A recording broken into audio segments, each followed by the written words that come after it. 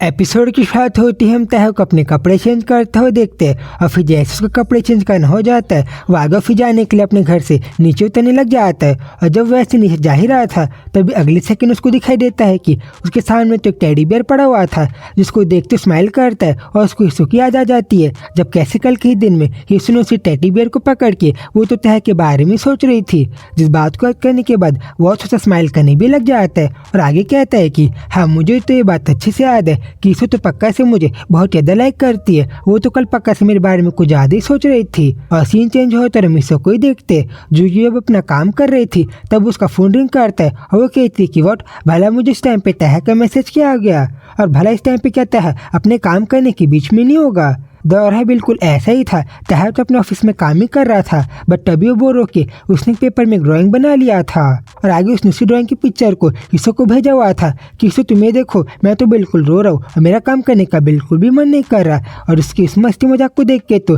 हिस्सों भी स्माइल करते हुए कहती है कि वेल मुझे तो ऐसा लगा था कि तह तो हर चीज़ में बहुत ज़्यादा बढ़िया है बट ऐसा नहीं है, क्योंकि तह की राइटिंग तो कुछ ज़्यादा बढ़िया है बट उसकी जो ड्राइंग है वो कुछ ज़्यादा अच्छी नहीं है। और उसकी रिएक्शन को देख के तो तह भी कहता है कि वेलिसो तुम मेरे साथ इतने मेरा मस्ती मजाक मत करो। और फिर ऐसी थोड़े टाइम बाद जब तह अपने काम को करने के बाद वो जब आगे ब्रेक में था तब उसने बिल्कुल अपने ही कोल्ड ड्रिंक की फोटो को लेके हिस्सों को वापस से भेज दिया था, ये कहते हुए कि ये देखो हिस्सों मैं तो अपनी बैटरी को रिचार्ज करने के लिए कॉफ़ी को ड्रिंक कर रहा हूँ। और फिर ऐसी थोड़े टाइम बाद उसका जब मीटिंग ओवर हो गई थी तब उसने अपने हाथ से बहुत क्यूटली एक हार्ट को बना के उसको वापस से फोटो भेज दिया था, ये कहते हुए कि तुम ये देखो मेरी मीटिंग आज ही खत्म हो गई है। जिसको देख के तो भी कंफ्यूज कि वट भला है कहूँ क्या गया और आजू भला मुझसे इतना ज़्यादा मुझे मैसेजेस क्यों भेज रहे हैं, जैसे कि वेल हर बार तो बिल्कुल नहीं करता। और है देखो आज तो मुझे बहुत सारे बंच ऑफ पिक्चर भी सेंड कर रहा है जो कि बहुत अनयूजुअल है बट समहाउ आज था जिस तरीके से एक्ट कर रहा है ये चीज़ें मुझे बहुत ज़्यादा उसके बारे में अच्छी भी लग रही है।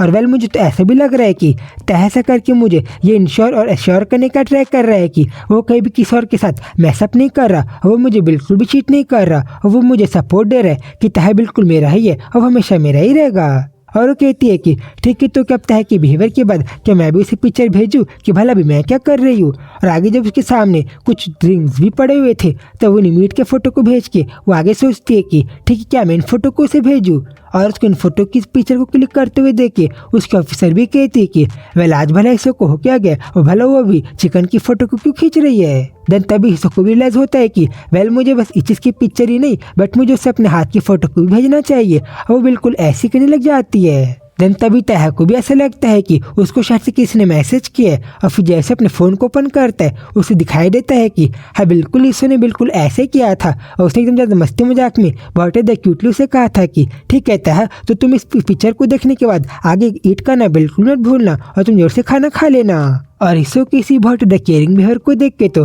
टैबी बहुत ज़्यादा ब्लश और स्माइल करने भी लगा था। देन सीन चेंज होता है, हम दूसरी तरफ उसके बड़े भाई टाही को देखते जिसको जब ये पता चल गया था कि टाही इस एग्जीबिशन में आएगा जहाँ पे पहले अकेले जाने वाला था वो तो बहुत ज़्यादा ड्रंक और नशे की हालत में था, वो तो बहुत स्मोक भी कर रहा था जैसे कि उसका मूड पूरा खराब हो। वो कहता है कि डैड पहले मुझे ऐसा लगा था कि आपको मेरे पर थोड़ा सा तो अफेक्शन है बट ऐसा नहीं है। और वेल पहले मुझे ऐसा लग रहा था कि आप मुझे थोड़ा सा डिस्टेंस मेंटेन करके रखते हो और आप मेरे बारे में बिल्कुल भी केयर नहीं करते, बस शायद से मैं थोड़ा सा गलत था और आप मेरे बारे में थोड़ा सा तो अटेंशन जरूर से देते हो। बट एक बात है इन सब चीज़ों के अलावा अब बाकी डैड की तरह ही हो और बाकी डैड से थोड़ी भी अलग नहीं हो और आप बस ऐसी चीज़ें इसलिए कर रहे हो ताकि मैं कोई गलत रास्ते में ना चले जाऊँ और कुछ नहीं, और आप बिल्कुल ही मेरे बारे में केयरिंग नहीं हो। और ये चीज़ को तो कोई भी आपके कोल्डेस्ट आई के मूवमेंट को देख के बता देगा कि आप कितने कोल्ड हार्टेड इंसान हो। बट ऐसा चीज़ों के बाद भी स्टिल मुझे ऐसा लगता था कि आप में उन्हें कहीं ना कहीं मेरे थोड़ा सा तो हार्ट है और आप मेरे मन में थोड़ा तो अपने बारे में सोचते ही हो। बट इन सब चीज़ों के बाद तो मैं खुद कंफ्यूज हूँ कि भला मेरे डैड जो चेयरमैन है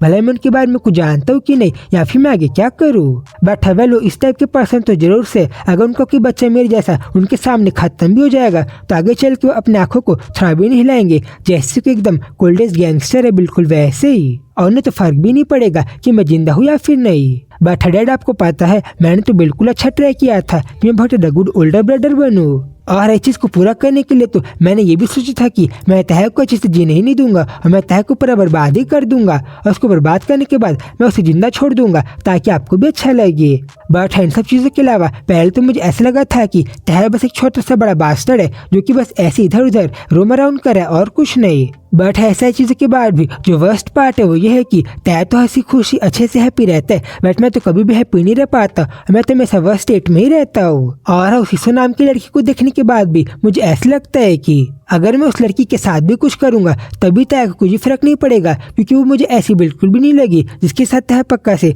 असली रिलेशनशिप में होगा और उसके साथ कोई सीरियस रिलेशनशिप में होगा। तो मैं खुद कंफ्यूज हूँ कि भला मैं आगे क्या करूँ। देन फिर ऐसी थोड़ा देर और बुरी हालत में रहने के बाद और थोड़ा सा ओवर थिंक करने के बाद ताही डिसाइड कर लेता है कि ठीक है, तो मैं ताही को नुकसान पहुंचाने के लिए और उसको बर्बाद करने के लिए मैं उसके पास जो लड़की है मैं उसको पूरा तबाह कर दूंगा और मैं उसको पूरा मैस कर दूंगा। अब उठते हुए कहता है कि ठीक है, जो लड़की ताही के पास है अब मैं उसको बर्बाद करूंगा। और वेल अगर ताही उसके साथ बस मस्ती मजाक ही कर रहा होगा और उस लड़की को लेकर सीरियस नहीं होगा तो वेल उसे फर्क नहीं पड़ेगा। बट अगर वो उस लड़की के साथ सही में कोई रिलेशनशिप में होगा और उसको पसंद करता होगा तो उसको पक्का से बुरा फील होगा और मैं तह को थोड़ा सा तो हट कर ही दूंगा और ये चीज मेरी जैकपॉट होगी जिसका यूज करके मैं तह को पूरा ही बर्बाद कर दूंगा। तब उसका बॉडीगार्ड भी कहता है कि बट यंग मास्टर, अगर आपने ऐसा किया और अगर तह को पता चल गया तो आगे भला क्या होगा। वो कहता है अगर उसको पता चल गया तो क्या तुम्हारा दिमाग खराब हो गया और कि तुम्हें दिखाई नहीं दे रहा कि जब मैं उसकी बस एक वुमेन के साथ थोड़ा सा मैसअप करूंगा और उसे थोड़ा सा बर्बाद करने का ट्राई करूंगा तो ये चीज कुछ ज्यादा बड़ी नहीं है।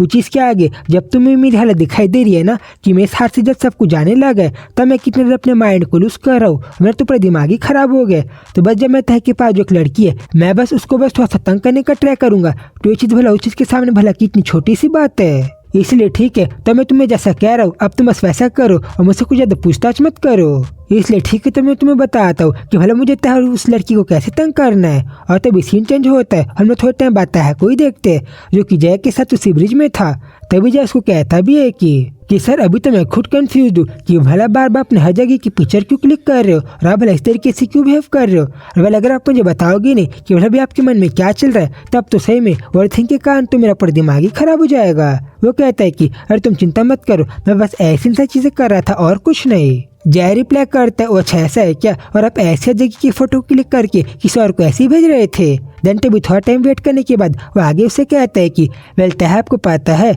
कि हमारा जो हम बॉयज रहते उनके जिंदगी का जो फर्स्ट लव रहता है वो कभी भी वर्क नहीं करता क्योंकि हमारा फर्स्ट लव रहता है। वो कहता है तुम चुपचाप स्मोक करो और मुझसे सारी बातें मत कहो। वो कहता है वेल आपको पता है ना कि जो मालिक मुझे काम देता है मैं अपने एम्प्लॉयर के सामने तो स्मोक नहीं कर सकता। वेल ये मेरा ऑर्डर है, इसलिए तुम अपनी बकवास बातों को छोड़ के चुपचाप से स्मोक करो। वो कहता है ठीक है, अब मुझे ऑर्डर दे रहे हो तो मैं ऐसा कर ही देता हूँ। और आगे फिर स्मोक करते हुए कहता है कि वेल सही में मैंने तो चीज़ को देखा है कि हम जो बॉयज रहते हैं या फिर कोई भी नॉर्मल इंसान उनका जो फर्स्ट लव रहता है वो तो पूरा फक्स्ड अप रहता है और वो कभी भी वर्क नहीं करता। वो कहता है वेल मेरा अब तक कोई ऐसा फर्स्ट लव रहा नहीं है तो वेल मैं इस बारे में क्या ही कहूँ। जय कहते हैं आप मुझे टोको मत और आप चुपचाप बस मेरी बातों को सुनो। और आगे से बताता है कि वेल आपका ही नहीं बल्कि हम जो साइंसदान रहते हैं उन साइंस होने के साथ उसके फर्स्ट लव हमेशा ऐसे ही रहता है क्योंकि इस टाइम पे जो हमारा फर्स्ट लव रहता है हम लोग कुछ ज़्यादा इनोसेंट और बहुत ज़्यादा अच्छे इंसान रहते हैं, ना कि कोई पैथेटिक इंसान। और इवन नोइंग कि हम लोग पैथेटिक है, हम लोग कुछ चीज़ों को गलत कर रहे हैं, हम लोग फिर भी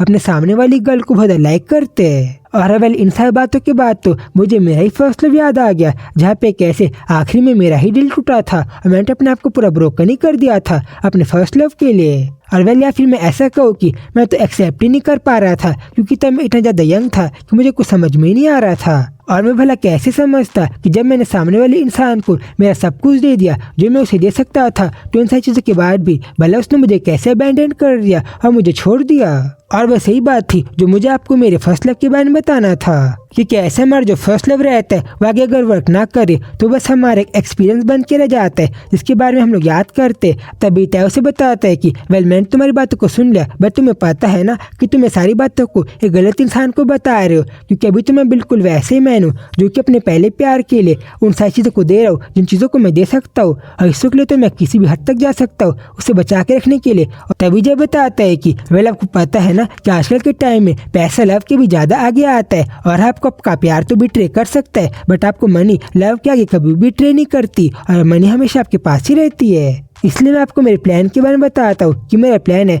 कि मैं मेरे 30 के होने के पहले जितना ज़्यादा चाहूँ उतनी लड़कियों को डेट करूँगा और फिर जैसे मैं 30 पहुँच जाऊँगा तब मैं किसी रिच वुमन को पकड़ के मैं उसके साथ मैरिज कर लूँगा और फिर जब मेरी किसी रिच वुमन के साथ शादी हो जाएगी तब मैं आपकी इस बेकार सी पैथेटिक जॉब को भी छोड़ दूंगा। जिस बात पे तह स्माइल करते हुए कहता है कि सही में जय तुम तो कुछ ज़्यादा ही बड़े हरामी लड़के हो। वो कहता है कि वेल आपको ऐसे भी कुछ नहीं करना चाहिए। तो और आगे बताता है कि ठीक है सर, तो मैं आपको एक एडवाइस दूंगा कि आप मैरिज के पहले जितना ज़्यादा चाहो आप उतने लड़कियों को डेट करो। वो मस्ती में कहता है हाँ वेल मैं इस बारे में सोच तो बिल्कुल सकता हूँ। और ठीक है जय, अब जब इस बारे में हम लोग का बातचीत करना और फालतू का टाइम पास करना हो गया तो तुम मुझे ये बताओ कि भला तुमने चेयरमैन के सामने भला मेरे कितने सीक्रेट्स को बताया और भला तुमने चेयरमैन को मेरे बारे में क्या क्या बताया है। बट देन तभी सीन चेंज होता है और हम लोग इसे दूसरे काम करने वाली जगह को देखते हैं जहाँ पे अगले सेकेंड कोई अननोन इंसान आ गया था जिसको देख के वुमेन कहती है कि वेल सर आपका यहाँ पे वेलकम है और आपको क्या आज रात को यहाँ पे स्टे करना है। वो जिसके पहले कि उसे आंसर करे दूसरा आदमी उसे एक्सक्यूज मी करके कहता है कि